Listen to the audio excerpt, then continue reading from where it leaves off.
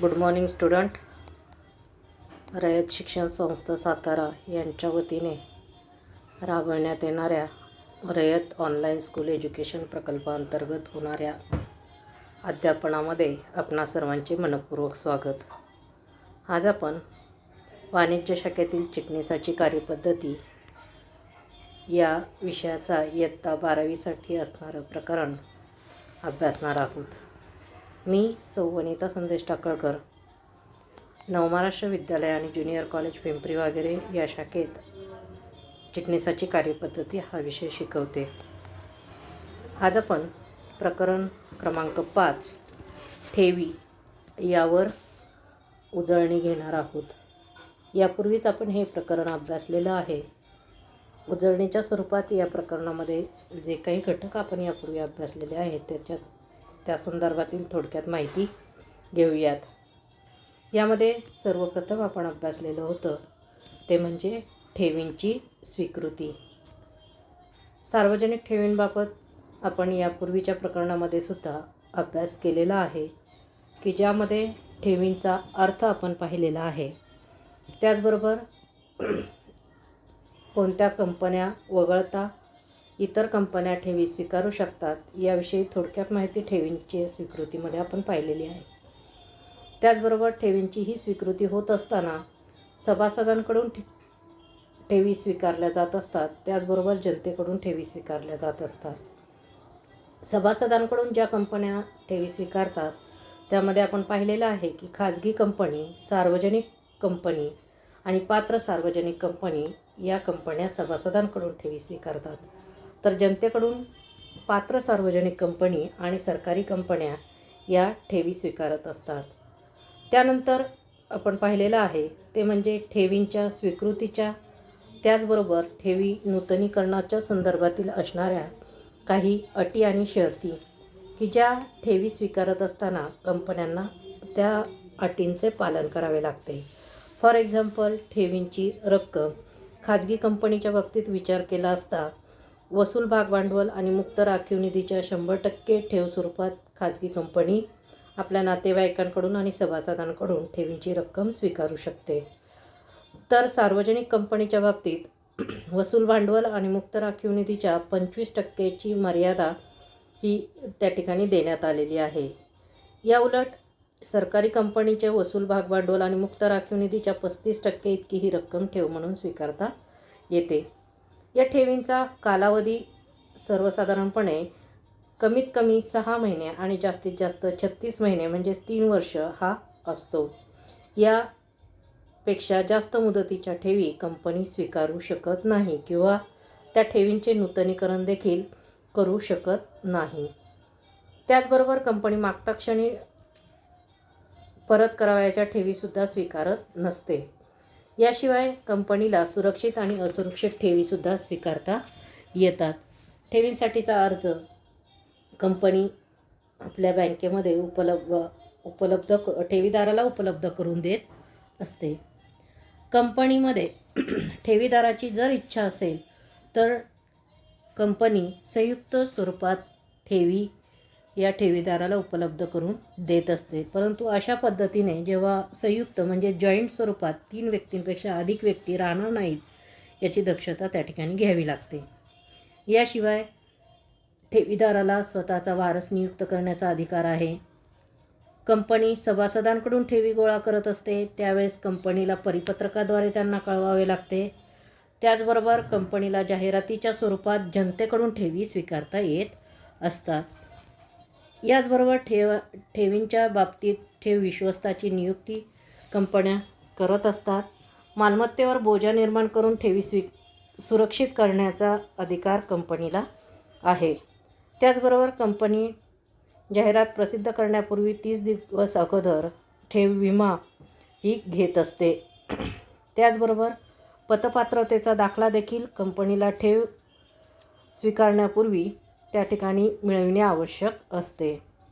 ठेव परतफेडीचा राखीव निधी अकाउंट हे सुद्धा कंपनीला तयार करावे लागत असते.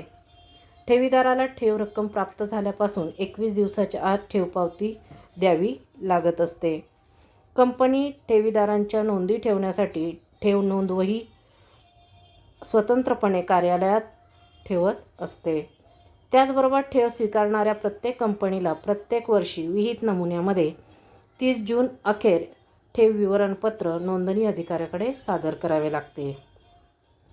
कंपनी ठेवींची परतफेड ही ठेव मुदत संपण्याअगोदर RBIने निश्चित केलेल्या व्याजदरापेक्षा कमी व्याजदराने 1% कमी व्याजदराने ठेवींवर उत्पन्न स्वरूपात ठेवीदाराला रक्कम देत असते. म्हणजेच कंपनी ठेवीदाराला व्याज स्वरूपात उत्पन्न देत असते. इतर अटी आणि शर्ती या ठेवींच्या संदर्भामध्ये कंपनीला पालन करावे लागत असते. आर्थिक विवरणपत्रामध्ये देखील या ठेवींबाबतचा अधिक खुलासा कंपनीला करावा लागतो. जर कंपनीने कंपनी कायद्यातील तरतुदींचे पालन केले नाही तर कंपनीमध्ये असणाऱ्या ठेवीदारांना संरक्षणासाठी त्या ठिकाणी न्यायालयीन दावा दाखल करता येतो आणि त्यानुसार कंपनीला शिक्षा किंवा कंपनीमधील या चुकांसाठी ज्या जबाबदार अधिकार आहेत त्यांना शिक्षा किंवा कारवाई त्यांच्यावर होऊ शकते. अशा पद्धतीने ठेवींच्या स्वीकृतीच्या संदर्भातील काही अटी आणि शर्ती आपणाला या ठिकाणी पाहायला मिळतात.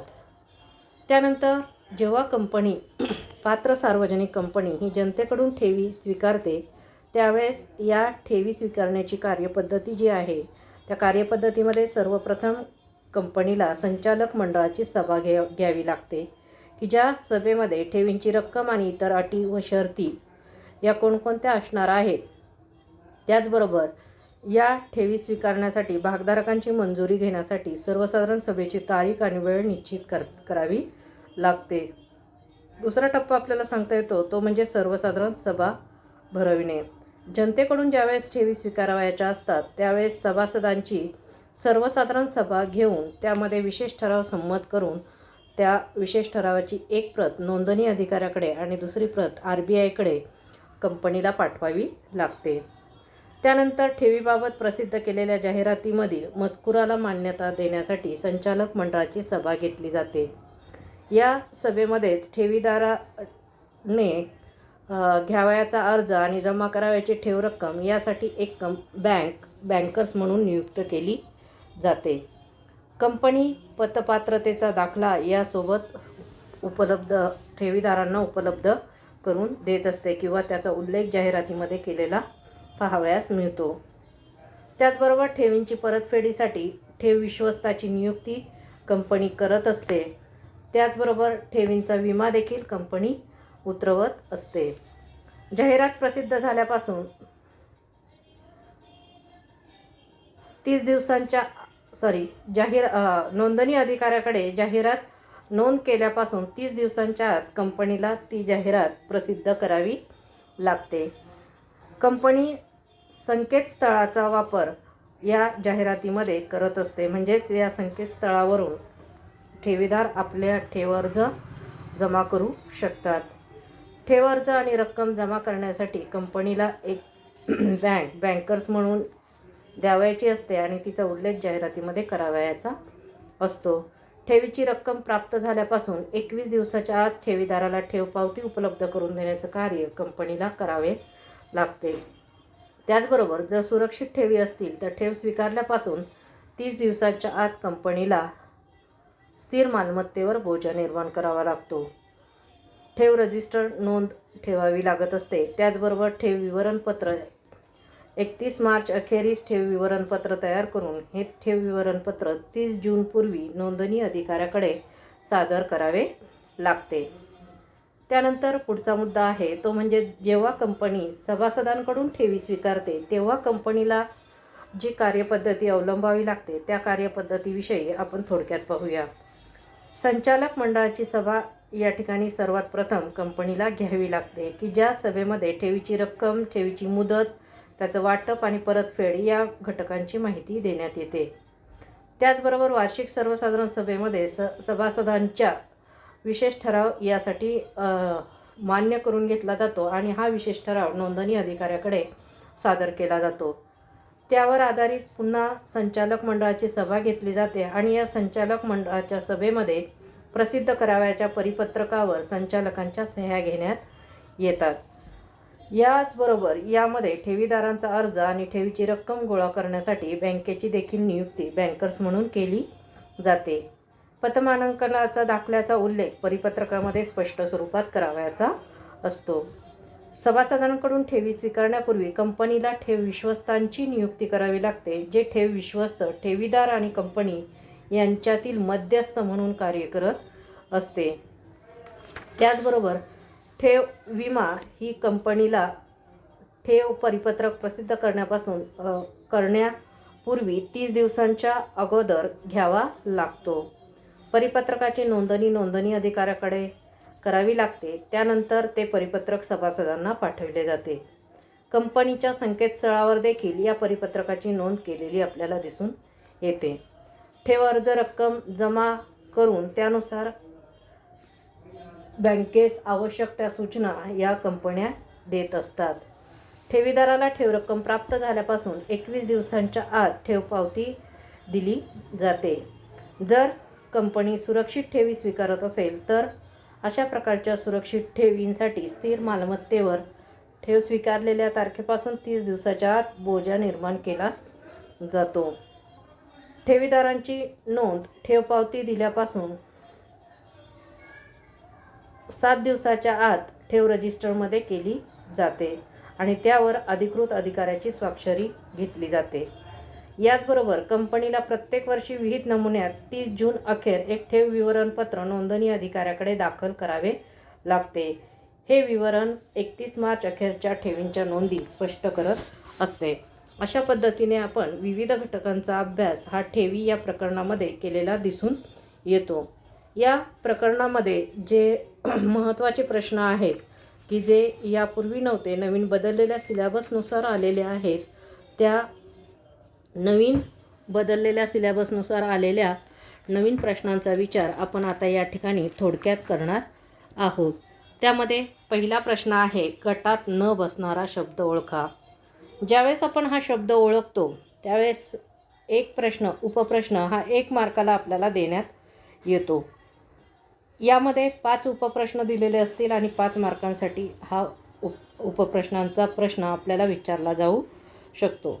यामध्ये गटात न बसणारा शब्द ओळखत असताना नेमकं त्याचं ॲनालिसिस कशा प्रकारे केलेलं आहे हे आपल्याला त्या ठिकाणी बेसिक लक्षात घेणे अत्यंत महत्त्वाचे आहे. त्यामध्ये पहिला प्रश्न आपण पाहूया. खाजगी कंपनी, पात्र सार्वजनिक कंपनी आणि सरकारी कंपनी. आता या ठिकाणी विचार केला असता खाजगी कंपनी आणि पात्र सार्वजनिक कंपनी ही ठेवींच्या स्वीकृतीमध्ये पहिल्या टप्प्यामध्ये आपल्याला पाहायला मिळतं. ते म्हणजे या कंपन्या आपल्या सभासदांकडून तसेच नातेवाईकांकडून ठेवींची रक्कम हे स्वीकारत असतात.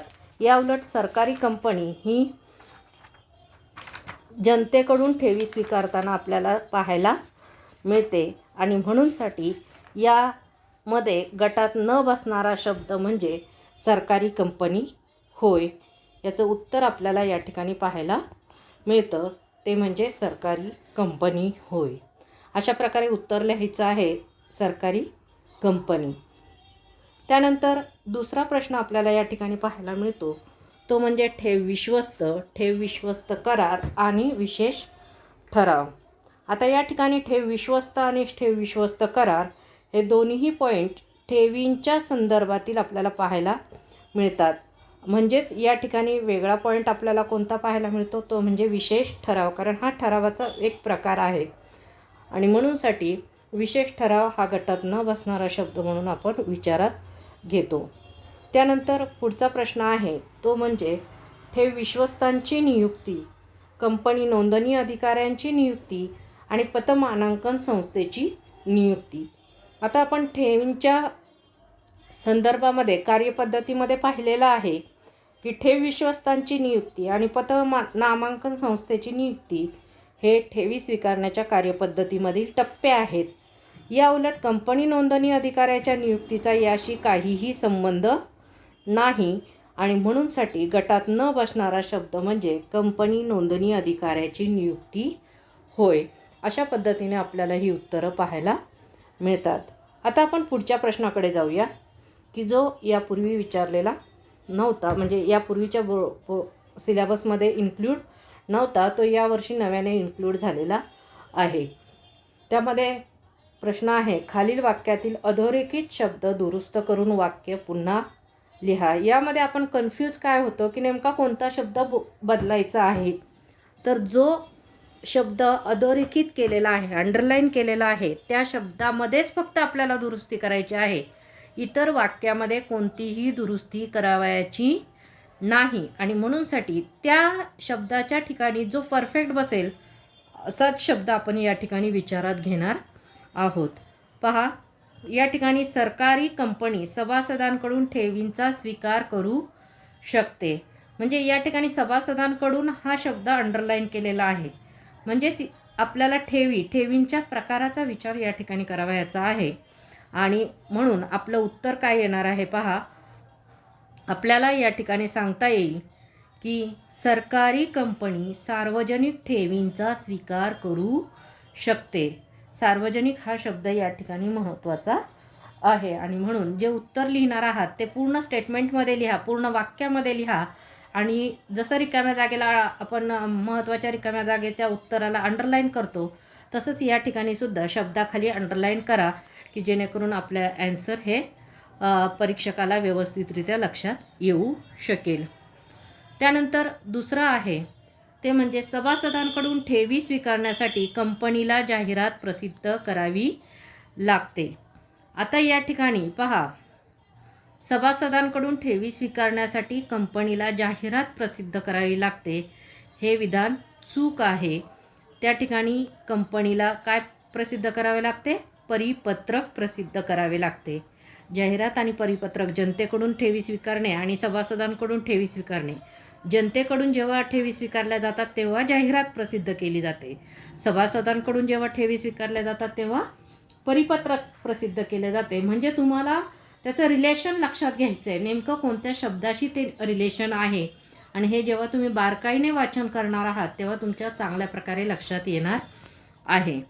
त्यानंतर तिसरा प्रश्न आहे, ठेवीदारांच्या हिताचे संरक्षण करण्यासाठी कंपनी पतमानांकन संस्थेची नेमणूक करते. ठेवीदारांच्या हिताचे संरक्षण करण्यासाठी कंपनी पतमानांकन संस्थेची नियुक्ती करते का? नाही. पतमानांकन म्हणजे काय? तर कंपनीला कोणती पतश्रेणी मिळणार आहे यासाठी ज्या संस्था कार्य करतात त्यांना आपण पतमानांकन संस्था असं म्हणतो. म्हणजेच या ठिकाणी आपल्याला ॲन्सर काय मिळणार आहे पहा, ठेवीदारांचे हिताचे संरक्षण करण्यासाठी कंपनी ठेव विश्वस्तांची नियुक्ती करते. बरोबर, म्हणजे ठेवीदार आणि कंपनी यांच्यातील मध्यस्थ म्हणून ठेव विश्वस्त काम करत असतो. आणि त्या दृष्टिकोनातून ठेवीदाराच्या हिताच्या संरक्षणासाठी ठेव विश्वस्ताची नियुक्ती या ठिकाणी केलेली आपल्याला दिसून येते.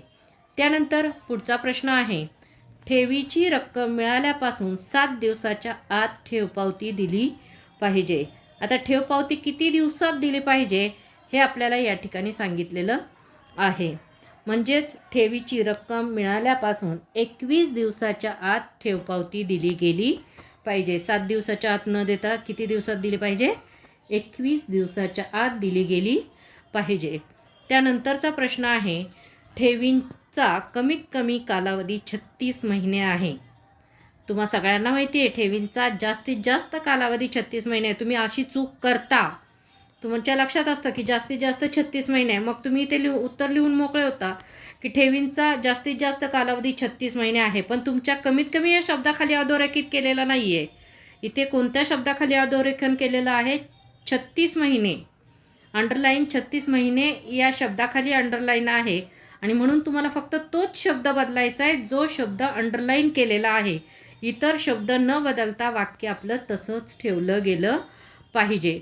आणि म्हणूनसाठी या ठिकाणी पहा, उत्तरामध्ये ठेवींचा कमीत कमी कालावधी 6 महिने आहे. 36 महिने हा जास्तीत जास्त कालावधी आहे. आपण पटकन म्हणजे आपल्या डोक्यामध्ये सगळी उत्तरं असतात, त्यामुळे आपण पटकन उत्तर लिहून मोकळे होतो की ठेवींचा जास्तीत जास्त कालावधी 36 महिने आहे. पण आपल्याला ॲक्च्युअल अंडरलाईन कशाखाली केलं आहे हे पाहून त्यानुसार बरोबर उत्तर परीक्षेला लिहावयाचं आहे. लक्षात घ्या. त्यानंतर पुढचा प्रश्न आहे तो म्हणजे ठेव रजिस्टर दरवर्षी 30 जून किंवा त्यापूर्वी कंपनी नोंदणी अधिकाऱ्याकडे सादर करावे. ठेव रजिस्टर म्हणजेच काय? ठेव नोंद वही. ही नोंदणी अधिकाऱ्याकडे सादर करण्याची गरज नसते. म्हणून या ठिकाणी आपलं बरोबर उत्तर काय आहे, तर ठेव विवरणपत्र जे 31 मार्चला अखेरसाठी तयार केलेलं असतं, ते 30 जून रोजी किंवा त्यापूर्वी कंपनी नोंदणी अधिकाऱ्याला सादर करावे लागते. म्हणजे या ठिकाणी उत्तर काय आहे आपलं, ठेव विवरणपत्र.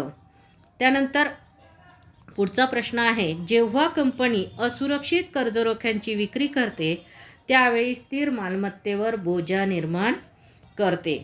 असुरक्षित कर्जरोखे म्हणजे काय, इथे थोडंसं प्रिंटिंग मिस्टेक आहे आणि त्याप्रमाणेच प्रिंटिंग मिस्टेक घेतली गेलेली आहे. असुरक्षित कर्जरोखे नाही, असुरक्षित ठेवी पाहिजे. त्या ठिकाणी ठेवींची विक्री केली जाते तेव्हा स्थिर मालमत्तेवर बोजा निर्माण केला जातो. वास्तवतः असुरक्षित कर्जरोख्यांच्या विक्रीच्या वेळी सुद्धा स्थिर मालमत्तेवर बोजा निर्माण केला जातो असं सुद्धा असतं, तरी आपल्याला करेक्शन करताना त्या ठिकाणी सुरक्षितच घ्यावं लागणार आहे. परंतु आपलं हे प्रकरण ठेवींच्या संदर्भात आहे. पुस्तकात सुद्धा ही प्रिंटिंग मिस्टेक आहे, त्यामुळे ती दुरुस्त करून घ्या. तर नेक्स्ट आहे, जेव्हा कंपनी सुरक्षित कर्जरोख्यांची किंवा सुरक्षित ठेवींची विक्री करते त्यावेळेस स्थिर मालमत्तेवर बोजा निर्माण केला जातो. म्हणजे कर्जरोखे असेल किंवा ठेवी असेल तर त्यावेळेस सुरक्षित असतील तरच तो स्थिर मालमत्तेवर बोजा निर्माण केला जातो. असुरक्षित कर्जरोखे किंवा असुरक्षित ठेवींच्या बाबतीत अशा प्रकारचा बोजा निर्माण करता येत नाही, हे लक्षात ठेवा. त्यानंतर आपल्याला पुढचा आणि महत्त्वाचा प्रश्न पाहायचा आहे की जो आपण यापूर्वी कधीही अभ्यासलेला नव्हता. या वर्षासाठी म्हणजेच या नवीन सिलेबसमध्ये हा नव्याने इन्क्लूड झालेला आहे. तो म्हणजे खालील घटना किंवा परिस्थितीचा अभ्यास करून आपले मत लिहा.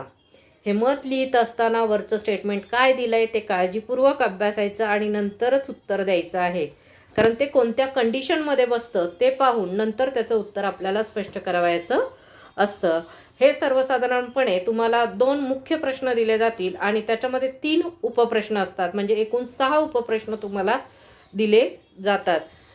हे 6 उपप्रश्नांना 6 मार्क त्या ठिकाणी ठेवलेले आहेत. म्हणजे एका प्रश्नाला 3 मार्क, दुसऱ्याला 3 मार्क आणि ऑप्शनल म्हणजे त्याला आर तुम्हाला एक अधिक दिलेला असतो. म्हणजे एकूण 3 प्रश्न दिलेले असतात. 3 पैकी 2 तुम्हाला सोडवायचे असतात मुख्य प्रश्न आणि त्या 2 मध्ये एकूण आपण 6 उपप्रश्न सोडवत असतो आणि म्हणूनसाठी त्याला 6 मार्क दिलेले आहेत.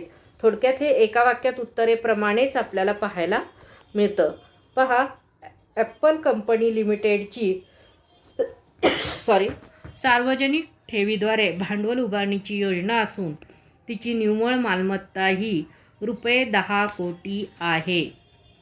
पहा, यावर प्रश्न काय विचारलेला आहे. आता या ठिकाणी भांडवल तुम्हाला सांगितलेलं आहे 10 कोटी रुपये आहे. आता त्याच्यामध्ये उपप्रश्न काय दिलेला आहे ते आपल्याला पाहावयाचं आहे. कंपनीला आम जनतेकडून ठेवी स्वीकारता येतील. कंपनी 4 वर्ष मुदतीच्या ठेवी स्वीकारू शकते. आणि नेक्स्ट आहे ते म्हणजे ठेवींची पावती ठेवीदाराला किती दिवसात दिली जाते. आता हे प्रश्न जे दिलेले आहेत हे प्रश्न वरील स्टेटमेंटला अनुसरून दिलेले आहेत. त्यामुळे आपल्याला त्या ठिकाणी व्यवस्थितरित्या त्याचा अभ्यास करावा लागतो आणि नंतरच आपल्याला उत्तरं द्यावयाची असतात. ॲपल कंपनी लिमिटेड ही सार्वजनिक ठेवीद्वारे भांडवल उभारणी करते. तिची निव्वळ मालमत्ता ही 10 कोटी आहे. मग कंपनीला आम जनतेकडून ठेवी स्वीकारता येतील का?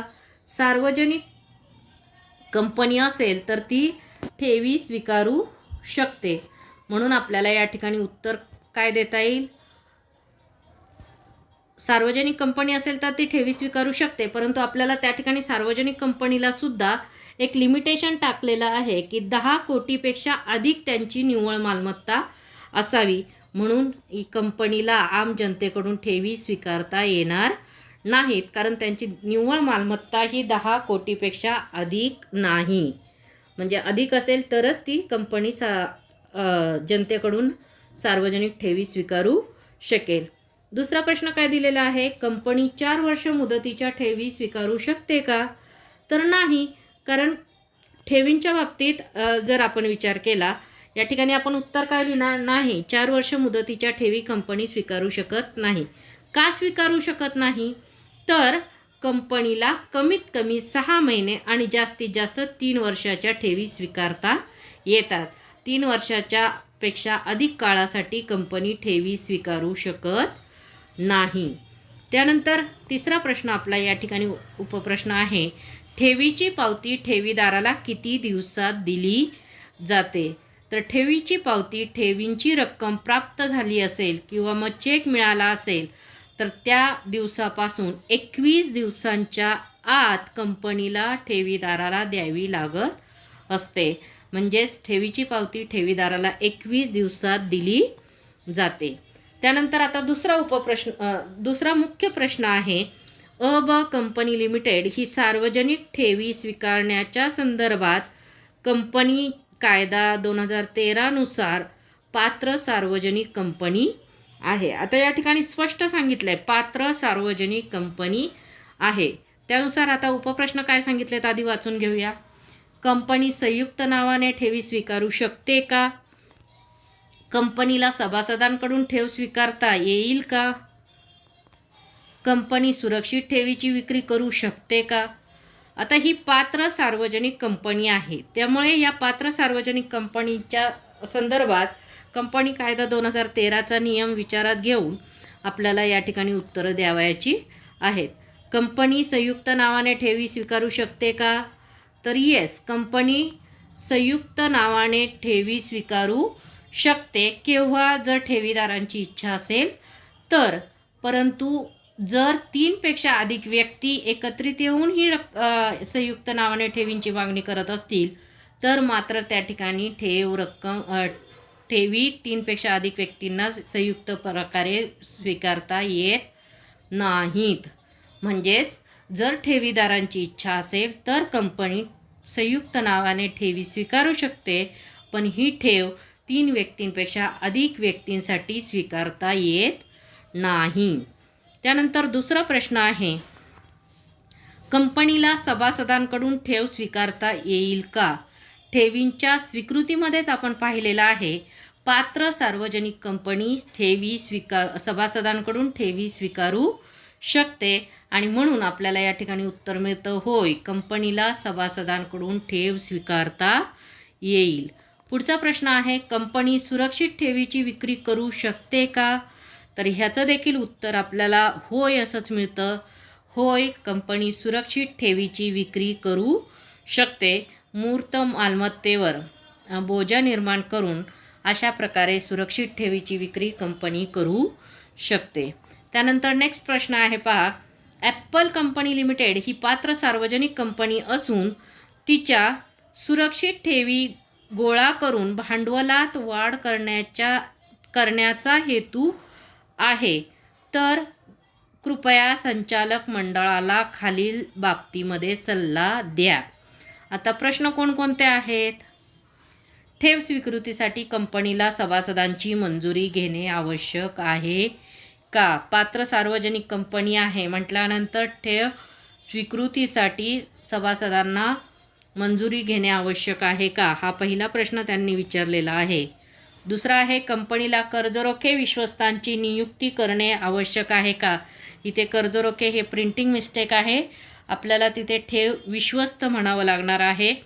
ठेव विश्वस्त नियुक्त करणे आवश्यक आहे का?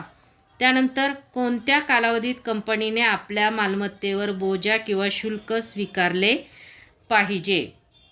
आता या संदर्भातील उत्तर आपल्याला घेत असताना काय लक्षात ठेवायचं आहे? ॲपल कंपनी लिमिटेड ही पात्र सार्वजनिक कंपनी आहे. मग त्यानुसार आपण एक एक प्रश्नाचं उत्तर देऊया. ठेव स्वीकृतीसाठी कंपनीला सभासदांची मंजुरी घेणे आवश्यक आहे का?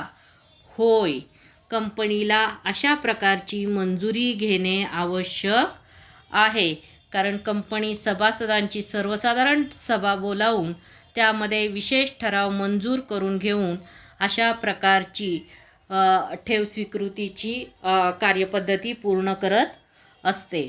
त्यानंतर दुसरा आहे, कंपनीला ठेव विश्वस्तांची नियुक्ती करणे आवश्यक आहे का? तर होय, कंपनीला एक किंवा अनेक ठेव विश्वस्तांची नियुक्ती ठेव स्वीकारताना करणे आवश्यक आहे. त्यानंतर तिसरा प्रश्न आहे, कोणत्या कालावधीत कंपनी आपल्या मालमत्तेवर बोजा किंवा शुल्क स्वीकारू शकते? आपण सभासदांकडून ठेवी स्वीकारण्याची कार्यपद्धती किंवा जनतेकडून ठेवी स्वीकारण्याची कार्यपद्धती यामध्ये या पॉईंटचा अभ्यास केलेला आहे. 30 दिवसांच्या आत कंपनी मूर्त मालमत्तेवर बोजा निर्माण करून किंवा शुल्क आकारून सुरक्षित स्वरूपाच्या ठेवी विक्री करू शकते. म्हणजेच ठेवी स्वीकारल्यापासून 30 दिवसाच्या आत अशा प्रकारच्या मालमत्तेवर बोजा निर्माण केला जातो. त्यानंतर नेक्स्ट आहे, सन प्रायव्हेट लिमिटेड कंपनी ठेवी स्वीकारून भांडवलात वाढ करावयाची आहे, त्या संदर्भात पुढील सल्ले द्या. कंपनीत आम जनतेकडून ठेवी स्वीकारता येतील का? पहा, आता हा प्रश्न कन्फ्यूज करणारा आहे. वर सांगितलंय सन प्रायव्हेट लिमिटेड. सन प्रायव्हेट लिमिटेडच्या बाबतीत आपल्याला हा विचार करायचा आहे. दुसरा प्रश्न आहे, ठेवी स्वीकारण्यासाठी कंपनीने कोणते दस्तऐवज द्यावेत? तिसरा प्रश्न आहे, ठेवी जास्तीत जास्त किती कालावधीसाठी स्वीकारल्या जाऊ शकतात? आता या प्रश्नांचा विचार आपल्याला करत असताना एकच लक्षात ठेवायचे, सन प्रायव्हेट लिमिटेड, प्रायव्हेट म्हणजे काय? खाजगी. म्हणून खाजगी कंपनी आहे. खाजगी कंपनीला ठेवी स्वीकारून भांडवलात वाढ करायची, म्हणजे खाजगी कंपनीच्या बाबतीमध्ये ज्या अटी आहेत त्या अटींचा विचार आपल्याला या ठिकाणी करावयाचा आहे. पहिला प्रश्न आपल्याला विचारलेला आहे, कंपनी आम जनतेकडून ठेवी स्वीकारता येतील का? तर नाही, कारण कंपनी ही खाजगी कंपनी आहे आणि खाजगी कंपनीला आम जनतेकडून ठेवी स्वीकारता येत नाहीत. तिला फक्त आपले सभासद आणि नातेवाईकांकडूनच ठेवी स्वीकारता येतात. दुसरा प्रश्न आहे, ठेवी स्वीकारण्यासाठी कंपनीने कोणते दस्तऐवज द्यावेत? तर कंपनीला सर्वात महत्त्वाचा दस्तऐवज म्हणजे परिपत्रक, त्याचबरोबर पतपात्रतेचा दाखला आणि ठेव विवरणपत्र हे दाखले कंपनीने आपल्या परिपत्रकासोबत दिलेले असावेत.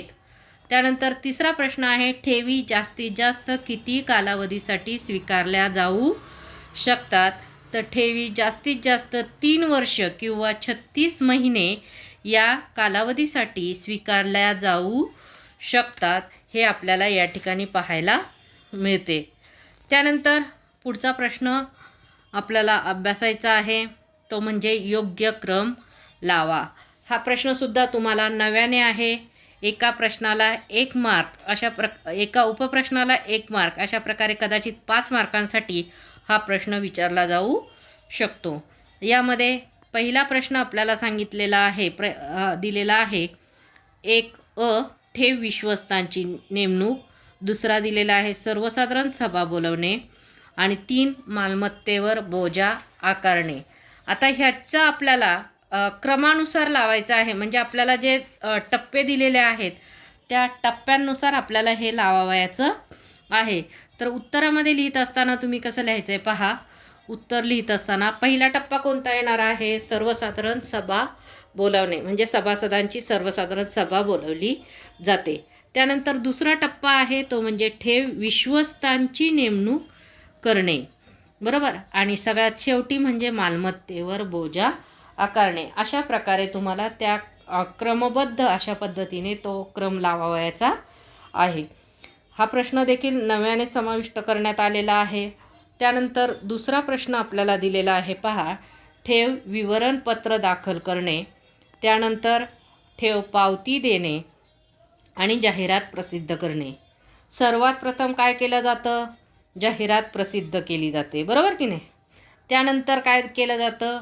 ठेव रक्कम स्वीकारून ठेव पावती दिली जाते आणि सगळ्यात शेवटी ठेव विवरणपत्र दाखल केले जाते. म्हणजे अशा प्रकारचा हा क्रम तुमच्या लक्षात येत असेल. जनतेकडून किंवा सभासदांकडून ठेवी स्वीकारण्याची कार्यपद्धतीमध्ये जो क्रम आपल्याला द्यावायचा आहे त्या क्रमाचे मुद्दे या ठिकाणी आपल्याला दिलेले आहेत.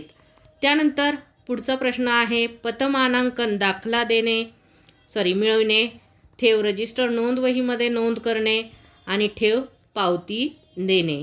तर ह्याचं उत्तर देत असताना पहा, पहिला काय येणार आहे? पतमानांकन दाखला मिळवणे, बरोबर की नाही. आता ह्या 3च पॉईंटचा विचार करायचा आहे आपल्याला. क्रम जेव्हा लावायचा आहे तेव्हा ह्या 3 पॉईंटचा विचार करायचा आहे. पहिल्यांदा आपण परिपत्रक किंवा जाहिरात देतो, त्याच्यामध्ये आपल्याला नोंद कशाची करायची असते, पतमानांकन दाखल्याची, म्हणजेच पतमानांकन दाखला मिळवणे हा पहिला पॉईंट झाला. त्यानंतर काय केलं जातं, ठेव पावती दिली जाते आणि सर्वात शेवटी ठेव रजिस्टरमध्ये नोंद केली जाते. अशा पद्धतीने हे 3 क्रम आपल्याला या ठिकाणी लावता येतात. म्हणजे अ, क आणि ब. शक्यतो उत्तर लिहिताना जे स्टेटमेंट दिलं आहे ते स्टेटमेंट आणि त्याचा अ, ब, क हा काही क्रमांक असेल तो क्रमांक अशा पद्धतीने उत्तर लिहायचं एकाखाली एक. म्हणजे ते दिसायलाही छान दिसतं आणि पटकन आपल्या लक्षात येतं म्हणूनसाठी. ओके, अशा पद्धतीने आपण ठेवी या प्रकरणाचा अभ्यास केलेला आहे. या प्रकरणावर जो स्वाध्याय देण्यात आलेला आहे तो स्वाध्याय या प्रकारे आहे. पहा, खालील प्रश्नाची सविस्तर उत्तरे लिहा. 8 मार्कांसाठी हा प्रश्न विचारला जातो. ठेवी निमंत्रित करण्यासाठी प्रसिद्ध करावे लागणारे परिपत्रक किंवा जाहिरात याबाबत तरतुदी स्पष्ट करा. किंवा दुसरा एक प्रश्न आपल्याला विचारला जातो, जास्तीत जास्त ठेवी निर्माण करू शकणाऱ्या कंपन्यांचे विविध प्रकार स्पष्ट करा. अशा पद्धतीचे हे 2 प्रश्न आपल्याला विचारले जाऊ शकतात. त्याचा नीट व्यवस्थित अभ्यास करा. Wish you all the best of luck and thank you.